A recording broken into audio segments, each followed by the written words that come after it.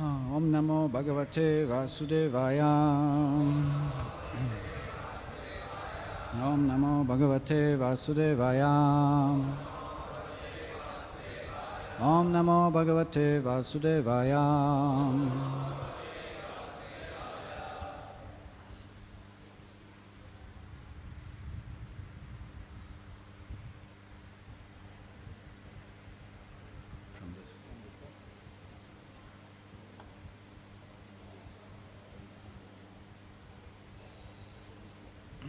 Om Ajnanatimirandasya Gyananjana Shalaka Chakshurun Litam Yena Tasmai Shri Gurave Namaham Shri Chaitanya Manobishtam Stabitam Yena Bhutale Swam Rupakara Mayam Dadati Swapadantikam Vandeham Shri Guru Shutapara Kamalam Shri Gurun Vaishnavam Shri Rupam Sagrajatam Sahaganara Gunatan Vitam Tam Sajivam Sadvaitam Savadutam Parijana Sahitam Shri Krishna Chaitanya Devam Shri Radha Krishna Padan Saganala Shri Vishakan Vitamshcha Hey Krishna Karuna Sindhu Dinabandhu Jagatpate Gopisha Gopika Kantarada Kanta Namastute Tapta Kanchana Gorangira Devrindavaneshwari Vrishabhanu Sute Devi Pranamami Hari Priye Vanchakalpa Tarubhyascha Kripa Sindhubhya Evacha Patitanam Pavanebhyo Vaishnavebhyo Namo Namaha Jai Shri Krishna Chaitanya Prabhu Nityananda Shri Advaita Gadadhar Shivasari Gaura Bhakta Vrindam Hare Krishna Krishna Krishna Hare Hare Hare Rama Rama Rama Hare Hare.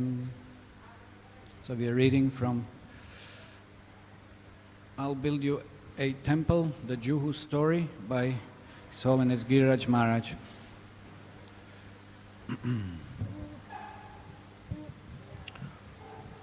Indian citizens we have got, just like here, he is an Indian man.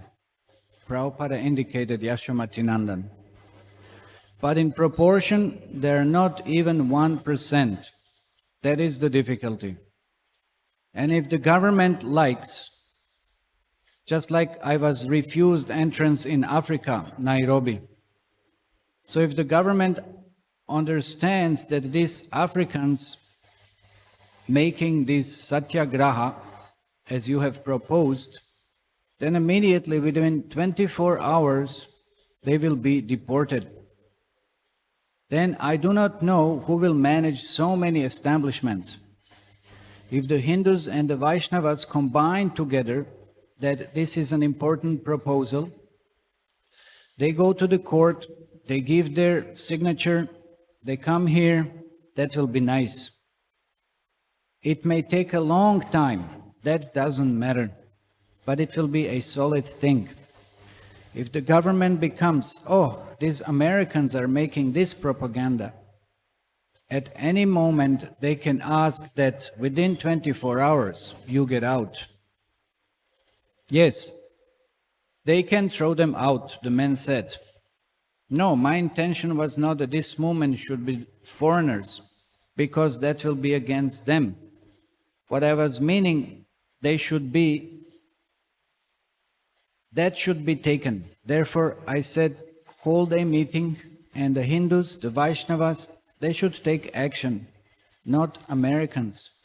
There may be American, but they'll, as a continuation of a thought, Americans may organize it, but the participants should be Indians.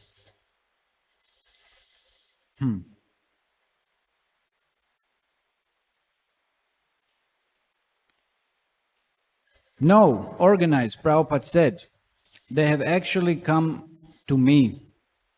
They are attracted with Krishna conscious philosophy. They did not expect that although the money has been paid by them, still the Indian government is against this movement. They were not prepared for all these things. Unfortunately, these things are happening in India.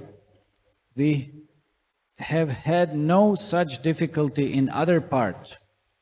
They are junglis, uncivilized. They have become so degraded that a responsible officer in the government, he's saying that bhajan is nuisance.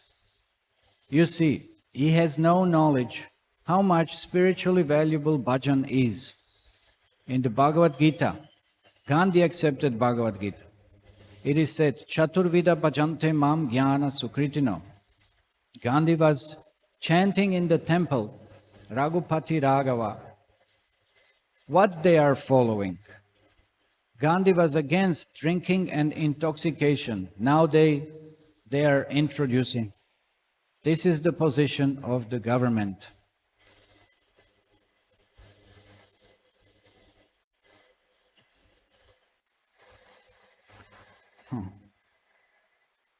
So here Srila Prabhupada, is pointing in discussion with one man from India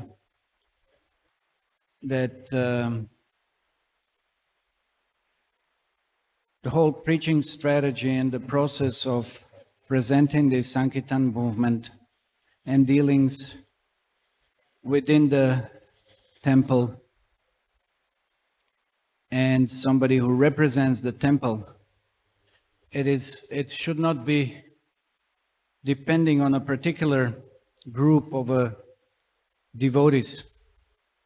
He is suggesting that it's better that if devotees, wherever they are from, that they combine, cooperate, and present this preaching movement to the government, because it is very difficult to depend. Of course, it is not advisable to depend on any government, because government sometimes may support preaching strategies and movement, and pretty much most often will not support.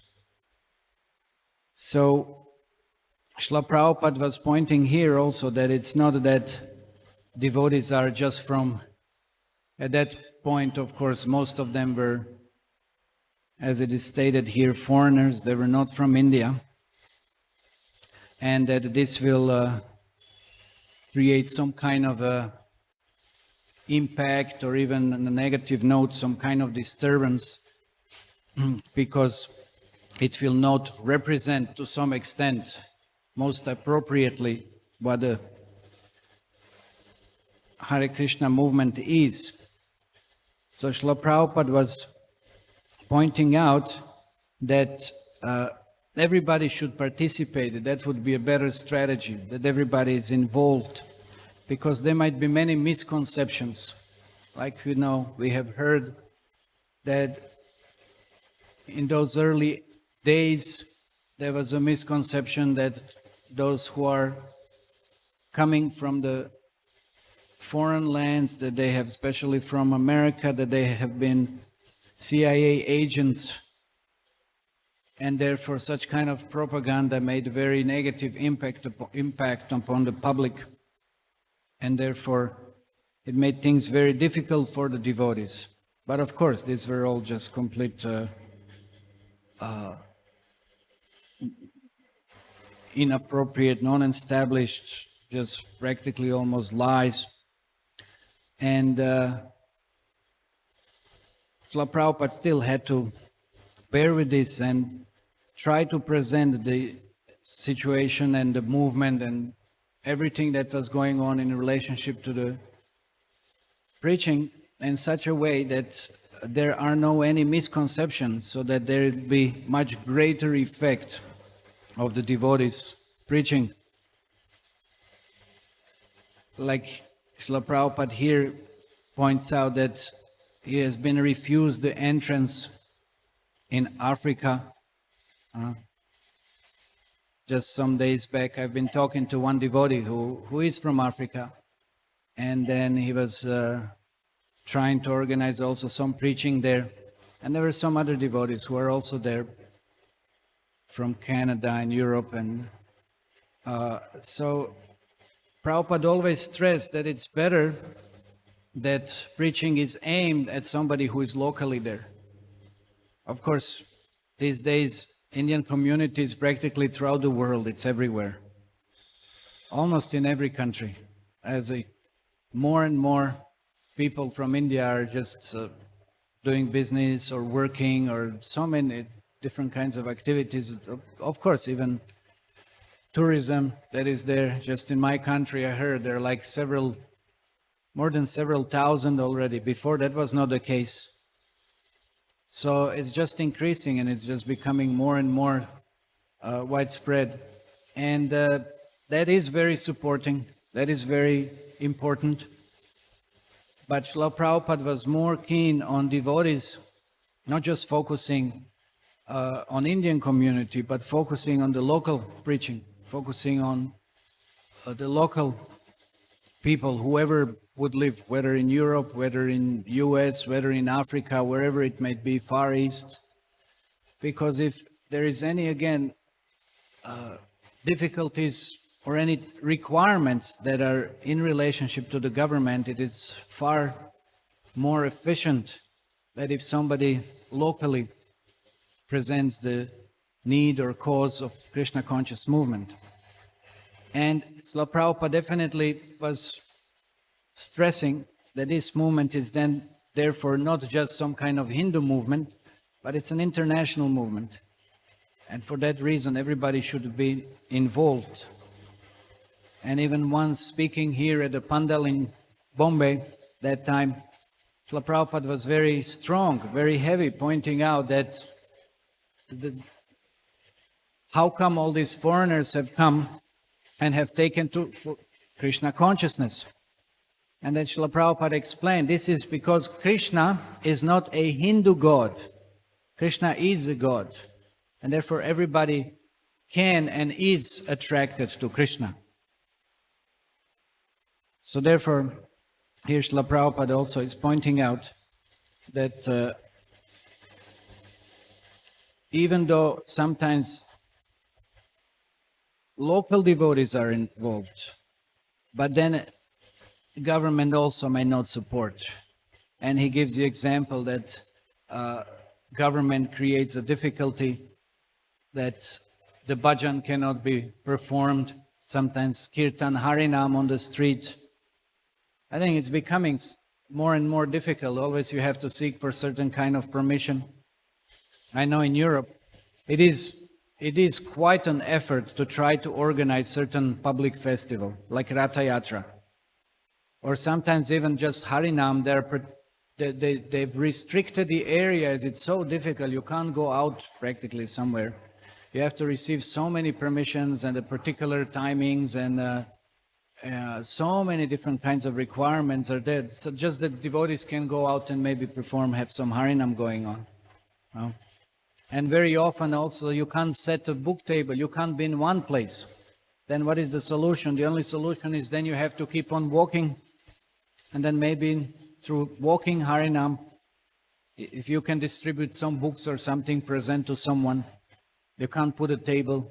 Again, you need special permission or something. So it has become very, very difficult. Very difficult. In Kali Yuga, of course, things are becoming now more and more difficult. It's not as easy. But we see here, even Srila Prabhupada was saying, even at that time, government again was creating some obstacles that devotees can't so openly and so often perform different kinds of devotional practices. And Srila Prabhupada was pointing out, well, the government was supposed, or is supposed to be organized by Gandhi. He's saying, he's arguing, he's reasoning that Gandhi was chanting Raghupati Raghava. So then why they're not following? So government should have some kind of foundation, should have some kind of spiritual background, some kind of cultural background. But we see that this is, nowadays it's just becoming lesser and lesser and lesser and lesser. Of course, there is some promotion of Bhagavad-gita, some value system, but in essence, more or less, pretty much it's not really what it should be according to the Vedic standards. So Srila Prabhupada continues, said, therefore I suggest that according to the word, as so far as trafficked, we are diverting in this way and that way.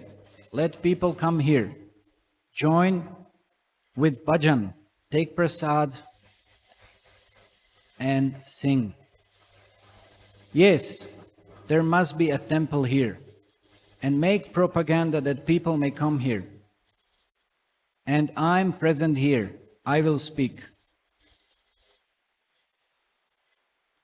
The same thing as it is going on, kirtan and speaking from Bhagavad-gita. And after they're convinced, let them sign. Yes, there must be a temple here. In this way, gather public opinion that bhajan is not nuisance. It is essential. We want it. So that is always there. Of course, in some different neighborhoods, some different societies like this, we always have that difficulty. At bhajan and kirtan, the sound should be very much minimized, reduced, because there's always someone who is disturbed. I was just at home recently, and there is one devotee. He has a house which is not even in the city. It is outside. It's on some hillocks where people have mostly vineyards and so forth, some kind of weekend houses for rest.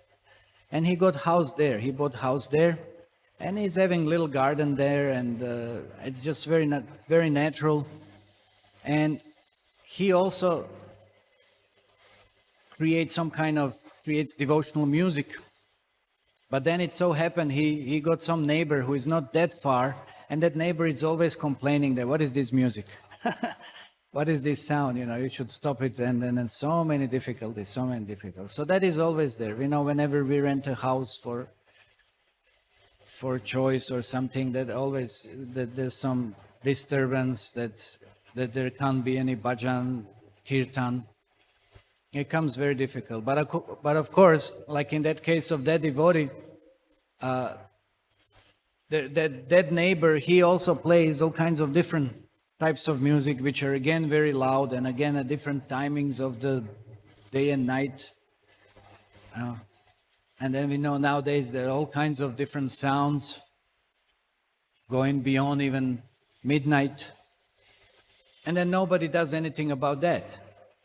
So it is always some kind of tug of war at what to do. Sometimes people consider devotional sounds are nuisance, and devotees also definitely consider that material sounds are nuisance. So that can't be adjusted. That will always be some kind of cause for some kind of conflict. So, and the other thing, we are making gates in and out, 2 gates. Submit a plan like that there may be a small road lane, but here is a big road. And purchase that land in front and make a gate.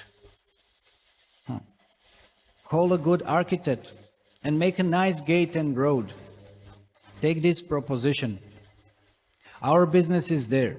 If we invite people, come. Even without temple, people may come and take prasadam. And if they give their consent, yes, it is nice, that is sufficient. Even there is no temple. So of course, Srila Prabhupada was undergoing so many difficulties to construct this temple here. And his point was, even if there is no temple, it doesn't matter. Devotional activities can continue. So it's not that devotees are dependent on the temple. Temple is nice, it may facilitate so many and so much more of devotional service, but even if there is no temple, that doesn't mean that there can't be devotional activities going on. Even there was a proposal Srila Prabhupada gave that if there is no temple, then we will make it a Sankirtan base. There will be only buses parked around, and this will be the hub, the base from which devotees will gather and then go out and preach. So the space can be utilized. And all other facilities can be provided and also utilized for the preaching. So it's not necessary that the temple has to be there. Temple is great, it's wonderful, it's inspiring. But again, if there is no opportunity for it, then devotees can be active also in so many different ways. That is pretty much evident in many other places where devotees can't have a temple. In certain countries, you just even can't have temple. You can't even, what to speak of, registering society or something. And devotees are far more, many times, even enthusiastic about Krishna consciousness and spreading Krishna consciousness than when there is a temple. So it depends. So it's not necessarily that temple has to be manifested and present, then only some devotional activities will go on. Main thing is that one's dedication and one's heart is just fixed on giving Krishna and spreading Krishna consciousness, and that itself becomes like a hub of devotional activities. You know, just some kind of ability, if it exists, some facility that the devotees can, to some extent, come together and discuss Krishna consciousness. Because of course, temple worship is very supporting, but at this age, the main type of worship that is the most effective is by chanting of Hare Krishna, Krishna Krishna, Hare Hare, Hare Rama, Rama Rama, Hare Hare, Shravanam Kirtanam, Shravanam and Kirtanam. Of course, for Smaranam also, taking Darshan and being involved in deity service, that is also very supportive. But again, if it is not possible, then it doesn't mean that anyone should become discouraged. Then in such a way, if public opinion is created and the sanction is there, immediately there will be a temple. So that's another strategy Srila Prabhupada was presenting, that if we make the public favorable and then immediately by their consent, then so many things can change to favor the devotees, to have the temple. There was somewhere I saw, usually you have those roads, and then sometimes there are small shrines, some temples, and usually earlier also, that's another sign how government was actually very respectful. They wouldn't dare to move the temple. Sometimes they would make, roads on the sides, and temple will remain in the middle, or whatever, or maybe it would go around. But nowadays, I can't remember, I have to think really. There was some place where they removed the temple. I saw it somewhere. They removed small shrine. Of course, it happened in our temple in Vadodara. Even there, some land was taken by the government. Although there was a Shivji temple. Anyway, so these things are going on. There's no more concern about whether temple is somewhere or not. So it may take some time, it doesn't matter. As far as satyagraha is concerned, it will be useless. Hungry people, they're making satyagraha, and they're replied with fire killing them. The government is so rogue that hungry men have come and they are firing. Their Swaraj was obtained by non-violence, and this is the result. Actually, you cannot expect any justice from this government. One has to snatch the justice from them. Yes, this is conversation going on with that man continuing. Yet, even without the temple construction being sanctioned, Prabhupada was prepared to preach on Hare Krishna land. He said, we can request the people, you have tried so many ways, but your problems are not solved. Why not take this simple solution? Come with us, chant Hare Krishna mantra, and try to understand a little, one shloka from Bhagavad-gita. What is the difficulty? You have no loss. But if you do it, we assure you that the solution is there, all solutions. Let us make this propaganda. Never mind if they don't give us sanction forever. It doesn't matter. But this propaganda is wanted. What is a temple? There are many thousands of temples. So even if temple is there, but if there is no discussions on Bhagavad-gita going on, if there is no kirtan going on, if there is no program going on, and what is the use of such kind of temple? There are so many temples. So many temples in India, and none of those things are going on, and those temples are practically dead. There is no life. So then what is the use of such a temple? So temple in itself, it doesn't mean much. It may be at best some kind of museum maybe, Somebody may say, oh, what a nice ancient architect, what a nice maybe this or that or something, whatever it might be. But that's not the real purpose and essence of the temple. What is the essence and purpose of the temple? It's to remember Krishna, to somehow or other come to know more about Krishna, to glorify Krishna, to become inspired by Krishna consciousness. So that place itself becomes a temple. Because wherever Krishna is glorified, like it said, Krishna is saying to Narada that I'm in that place where my name is glorified. I'm not in the hearts of the sadhus. I'm there when my name is being chanted. So Krishna is invoked what? By what and how? By chanting his holy names, by devotion of the devotees. So wherever devotees gather, practically that is the temple. Same thing, like when we hear about the holy place. What is the holy place? It's not necessarily just some particular place. The holy place is the place where devotees remember and discuss about Krishna. So at that time we could understand the particular government that was there. It wasn't so favorable, and then Srila Prabhupada, for that reason, was encountering a lot of obstacles. So let the devotees perform Sankirtan and hold meetings. In this way, make propaganda. It doesn't matter if a sanction is belated. Better late than never. But this propaganda should be done. Purchase 100 chairs and place them around the temple so people may not have to stand, so they can sit comfortably with their shoes. Make some attraction that people may come. And whoever comes, give them prasad, whatever you can. Please take prasad, give him a plate. Do it in this way.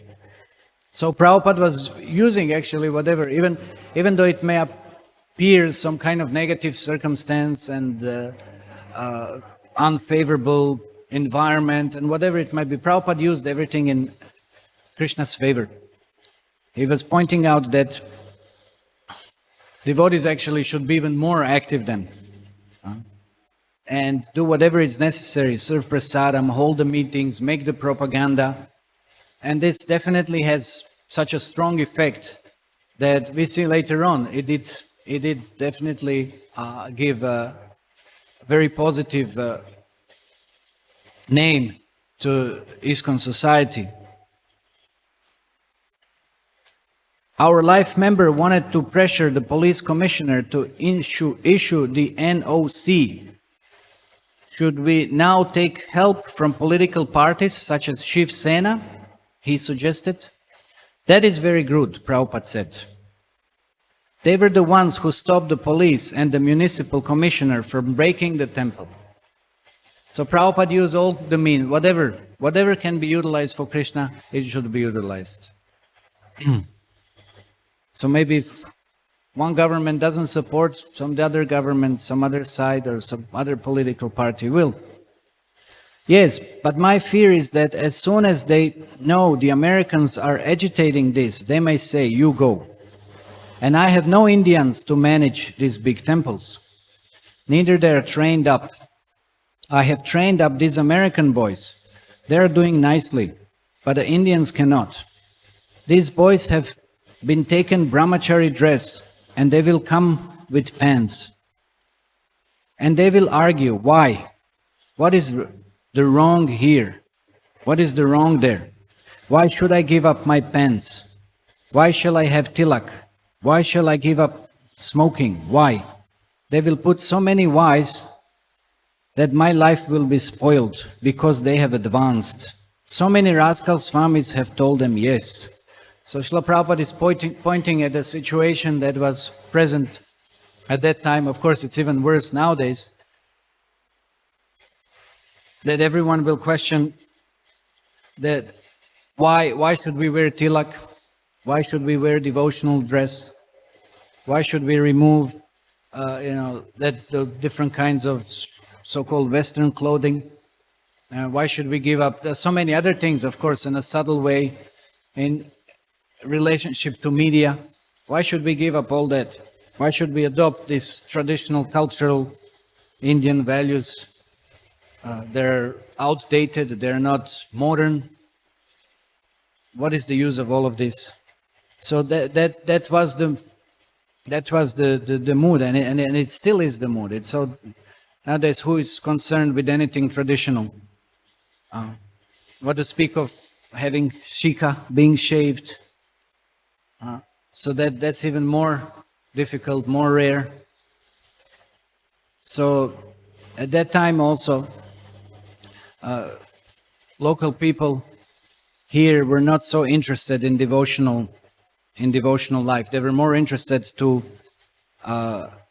become materially, technologically advanced.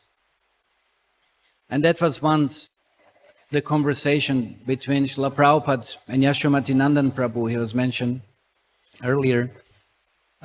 He was one of the first devotees who started going to different colleges and presenting Krishna consciousness. And then at one point, Srila Prabhupada asked him that, what is the response? How is it going? And then he was saying, and of course he was studying engineering, he had a degree from the West. And then Prabhupada told him, you come back to India, because like here pointing out, there were no any Indian devotees at that time. So Prabhupada requested him to come, and then he was here in Mumbai. And then Srila Prabhupada inquired that how is this preaching going on to the students? And then Yashomatinandan Prabhu said, it's very difficult. It's very difficult. They're not interested. And then when he would present saying that all these Western people are taking to Krishna consciousness, then their reply was that yes, because they have already experienced material life. They had all the sense gratification. So now they may take to this Indian tradition and culture and philosophy. But for us, first, we also want to experience, we also want to have this sense gratification, and we want to have material advancement. Then, once we have enough of that, then we will think, then we will consider taking, to some spiritual practice. So it was very difficult. So it has been difficult, it is difficult now, it might remain difficult, but that again doesn't mean that one should become discouraged. So as you rightly say, we do anything actively, then they may see your boys going out of India, foreigners, Americans, throw them out. So that is the difficulty. If Srila Prabhupada was worrying that, again, if there are no local devotees, and then that might happen also. There might be difficulties to gain visa permissions or so many different kinds of legal requirements that are there. And then if Prabhupada remains alone, because that time he was very much supported in a sense of various kinds of activities by the devotees who were mostly at the time from US. And then how will this movement continue? If such kind of a pressure and negative influence happens by the government. So he's kind of paraphrasing them, saying, they will argue on that ground, and they will say that you're not required, you're a nuisance, or whatever the reasons. Because of course they don't want anything devotional, and therefore even anyone from wherever they might be performs anything devotional, then that would be a nuisance. Any reason? No reason. We don't want you. But if that's so, then we may propagate or try to get another place.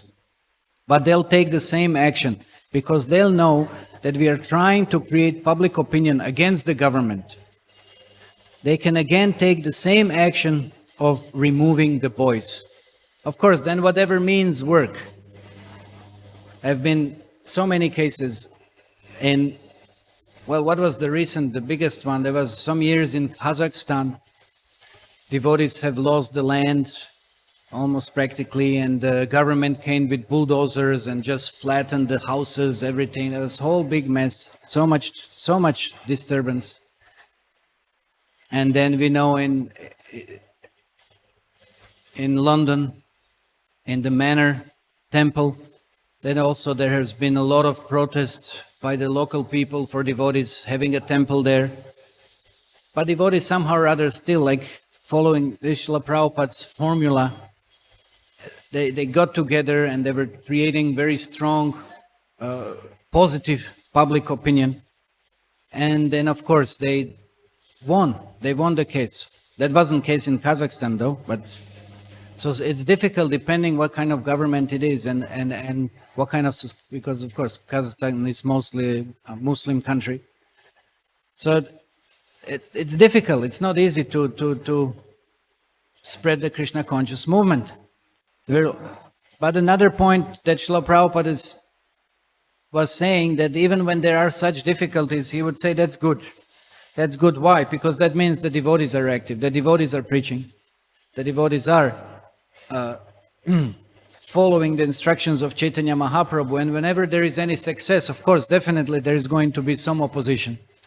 So opposition is good, because again, from another point of view, if there is no opposition, devotees may sometimes fall asleep and become inactive, and then sometimes that opposition, it's maybe required, might be favorable in that sense. Of course, it's better if devotees are just enthusiastic by the practicing Krishna consciousness in itself. That's far more better. But again, when there is opposition, there's nothing wrong with it, because that means the devotees are staunchly preaching. And from another point of view, that might also serve as a greater impetus to preserve Krishna consciousness and spread Krishna consciousness.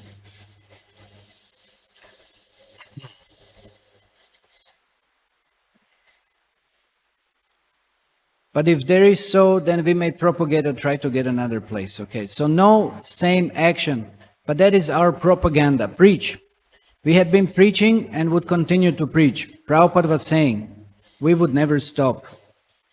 Later in his purport to Srimad Bhagavatam 10.3.22, Prabhupada commented on the police commissioner's statement that kirtan was nuisance, and on his own internal mood. So this is Srila Prabhupada's quote. Such uncivilized men are not in favor of the Krishna consciousness movement. As public officers, they declare without hesitation that a chanting of Hare Krishna movement is a nuisance. All the Bhagavad-gita clearly says, Satatam kirtayam tomam yatantascha dridavrataha. According to this verse, it is the duty of the Mahatmas to chant the Hare Krishna mantra and try to spread it all over the world to the best of their ability. Unfortunately, society is in such an uncivilized state that there are so-called Mahatmas who are prepared to kill cows and children and stop the Hare Krishna movement. Such uncivilized activities were actually demonstrated in opposition to the Hare Krishna movement's Bombay center. The Hare Krishna land. As Kamsa was not expected to kill the beautiful child of Devaki and Vasudeva, the uncivilized society, although unhappy about the advancement of the Krishna consciousness movement, cannot be expected to stop it. Yes, we must face many difficulties in many different ways. Although Krishna cannot be killed, Vasudeva, as the father of Krishna, was trembling because in affection he thought that Kamsa would immediately come and kill his son. Similarly, although the Krishna consciousness movement and Krishna are non-different, and no asura can check it, we are afraid that at any moment the asuras can stop this movement in any part of the world. So this is Prabhupada's mood. He's very protective. He's very protective of this Krishna consciousness movement. Definitely, philosophically, we may understand that nobody can kill Krishna like Kamsa. How can Kamsa kill Krishna? And Srila Prabhupada equates here Krishna consciousness movement with Krishna. Nobody can kill Krishna consciousness. Nobody can stop Krishna consciousness. But still, devotees have that feeling, devotees have that mood, devotees have that concern that when there are many obstacles, then definitely it might become difficult for this movement to sometimes even exist. What to speak of becoming prominent or available for other people to take shelter of this Krishna consciousness. So devotees have that natural feeling, protective feeling, and are ready to do whatever is required to preserve Krishna consciousness. So that is what was earlier also explained. That is needed. Earlier we read about Seti Prabhu, that Kshatriya spirit, that is required. Kshatriya spirit to protect this Dharma, to protect the Krishna consciousness. So whatever is required, that should be done. When the devotees arrived in Bombay from Vrindavan, Prabhupada wanted strong action. One morning walk, he told us that we should call the members, call the public, and have a sit-in at a police station and refuse to move until the commissioner grants the NOC. So Prabhupada was very strong. Balavanta and Amarendra had been getting into politics in America, running for mayor in Atlanta and Dallas. So Prabhupada deputed them to approach the government leaders in Bombay.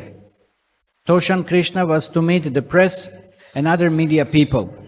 In this way, the work was divided up, with Tamal Krishna as the main organizer on Prabhupada's behalf. Prabhupada took such a strong position that how could the chanting of Hare Krishna be a nuisance? Balavanta later recalled, how could it be a public nuisance in a state where Tukaram lived? Tukaram was from Maharashtra, and he told everyone to chant the holy names. And Bhaktivinoda Thakur said that Tukaram was a follower of Lord Chaitanya. So how could anyone say that chanting the holy name was a nuisance? Prabhupada sent me to meet with the different political parties. The Jana Sangha and Shiv Sena were the two prominent ones known for their sympathy for Hindu causes. There was also the Congress Party, with which Mr. Nair had connections, but the other parties were more Hindu-orientated. So that's where we went. I would go to gather politicians and bring them to Prabhupada for an audience. And Prabhupada would talk to them about the issue. Prabhupada had told me, you can have anyone you want, anybody in the movement. You tell me, and they will come and work with you. So I picked Vishnu Jana because the idea was civil disobedience. When we first discussed it, we were walking in Vrindavan and Prabhupada was telling us what had happened. And he said, how can they say chanting Hare Krishna is a nuisance? So Srila Prabhupada kept on repeating over and over, was stressing it. Rather than stop chanting, we must chant more. So that's the solution. So when somebody said, stop chanting, then you keep on chanting more. Can't stop it. And I said, yes, Prabhupada, just like Lord Chaitanya and Chand Kazi. Exactly, he said. He liked that. So we know the story. When Chand Kazi was banning all the kirtans and public gatherings of the devotees, then Chaitanya Mahaprabhu organized a massive movement and called thousands and thousands of devotees to march on the house of Chand Kazi. And he was afraid with a reason. And then later he couldn't, of course, after discussion with Chaitanya Mahaprabhu, he permitted kirtans to continue. Just see this man's intelligence. Prabhupada had commented when he had heard Balavanta's proposal. See how intelligent he is? He has understood. So Balavanta recounted. Vishnu Jana and a number of devotees came to Bombay. Vishnu Jana would go out on the streets every day chanting, and eventually Prabhupada was victorious. Amarendra was also in Vrindavan, about to leave. I couldn't wait to get back to America after my first time in India, he remembered. All I could think was about Goranga potatoes and cauliflower pakoras and getting back to America and real food. I was waiting for the bus. And all of a sudden, somebody came up and said, Prabhupada said that everybody must go to Bombay. Don't return home. We'll change your visas. Prabhupada wanted us to go to Bombay to demonstrate and protest against the government. And Balavanta was there because he had some experience in dealing with politicians. So it's not the devotees are just passive. It's again, Prabhupada wanted to, when there is something wrong, when there is something that it's not in favor of Krishna consciousness, devotees should stand up and present their cause. And of course, then depend on Krishna. That is always the case. What else can be done? Devotees should do something, and whatever possible, and become as active as possible, and then it's up to Krishna, whatever happens. But that doesn't mean the devotees should just remain inactive or passive. So they took the flight to Bombay. There Prabhupada was in a darshan, furious, saying, in the land of Krishna, they have opposed the teachings of the Bhagavad-gita. But that already happened. That already happened 5,000 years ago. In the land of Krishna, they were the greatest demons born in India. They appeared in India. We know that so many demons took their bodies in some different kinds of kingdoms, right? Shishupal, Dantavakra, Kamsa, Jarasandha. So many. That was their strategy to take over the whole universe from this point, from this place. And that's how the whole Mahabharata was manifested. This is how the whole Kurukshetra war happened. Krishna wanted to gather them all in one place and just finish them immediately. So that also happens in the land of Krishna. They have opposed the teachings of Bhagavad-gita.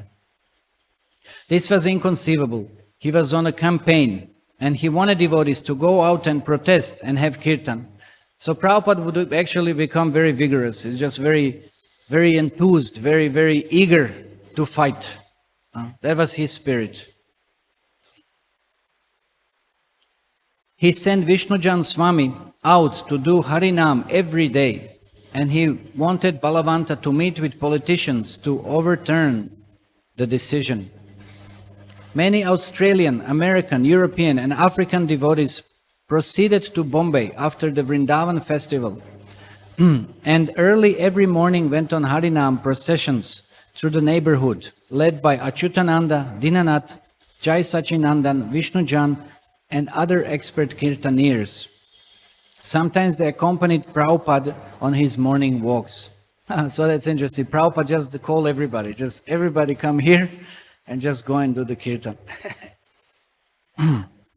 After a day's chanting, some devotees went to Juhu beach for a swim in the sea, which Prabhupada said would be good for their health. Well, we can't say this today. It's nice to take a bath in the ocean, in the sea, but nowadays that's almost practically impossible. Because of pollution, of course. Vishnu Jana was wary of sharks and laughed as he said, "Now Krishna will come to me in his form as a shark and say, 'Here I am.'" Of course, there are no sharks here. But anyway, in some other places they are, so that's why devotees had that notion. After longer chanting processions later in the morning led by Vishnujan Swami, sometimes in the downtown Bombay and sometimes in a nearby Santa Cruz or Ville Parle, Kurmadas remembered, the devotees would return for lunch. Once the heat of the day faded, they would sit in the temple and sing bhajans, then go out to the surrounding markets and shopping areas, advertising Srila Prabhupada's evening program at the temple. In the night, after arriving in his jeep from the back of Hare Krishna land, Prabhupada would speak on Bhagavad-gita, chapter 4, in the mandapa adjoining the temple. After the lecture, Balaram Das described, there would be an arati ceremony, and every one of us danced enthusiastically in front of Srila Prabhupada. Immediately after, Prabhupada would personally distribute the entire plate of Radharasbihari's Mahaprasadam. We'd squeeze and push and shove forward to get a handful of halava and fruit that Prabhupada pressed into our eager hands. So that was very nice. Devotees explained that even though there were so many inconveniences, even though especially for someone who comes from the West in terms of climate and environment and everything else, devotees have been there and enduring all of those different inconveniences based upon what? Based upon Srila Prabhupada's presence, based upon Srila Prabhupada's mercy, based upon Srila Prabhupada's personal dealings. We see it was very, in other places devotees would not have such a close access also to Srila Prabhupada. So devotees were so enthusiastic, they were so happy because Prabhupada was there. So everything was possible. Devotees were ready to undergo any kind of tribulations, any kind of difficulties, any kind of austerities. Why? Because Prabhupada was there. Prabhupada was with them. And that's why they were so much eager to sacrifice practically everything. Okay, so we will stop here. Srila Prabhupada ki jai. I'll build your temple, the Juhu story ki jai. Gaur Premanande Hari Hari Bo.